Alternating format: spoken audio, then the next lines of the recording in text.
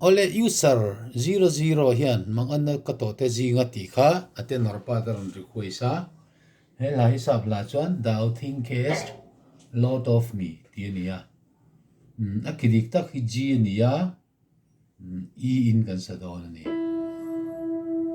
do soprano chu mang an ka to te zinga ti kha nia ate nor chu atlar noi ber do tu hi kan ti kha solfain sang do do do do do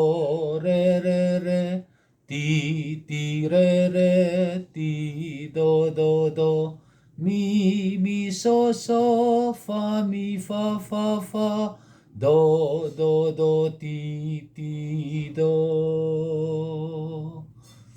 mi mi so mi fa fa fa fa re re so so so so so so mi mi so so fa mi fa fa fa do do do ti ti do ti khani tani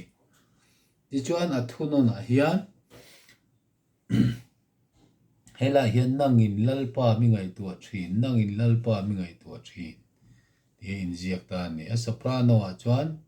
nangin mi ngai tu thin ti khani ta amaro chu atenor le a bass ro chu he solfai han ne ni la i hetia noya in ziak ang hian sak tu ra ni a thu in sa thinang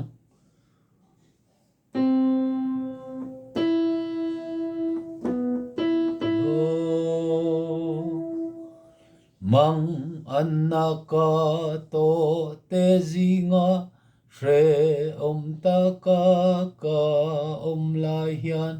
ka ngai tua in ka lom zo ke nang in mi ngai tua tri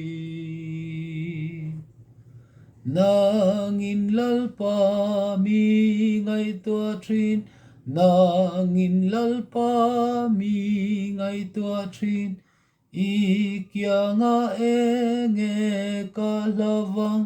nang in mi ngai tua trin ti khani tani kan sadik im o kan sadik ang chung mo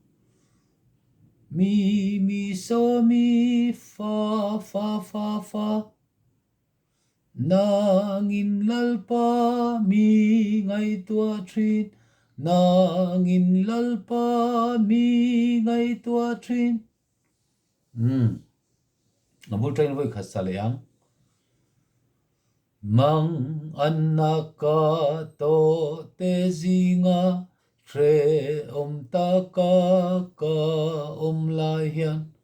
shre ta ka lai hian ka ngai tua in ka lom zo ke nang in mi ngai tua tri nang in mi ngai tua oni đâu nang in lalpa mi ngai tua trin nang in lalpa mi ngai tua trin i kia nga e nge ka lavang nang in mi ngai tua trin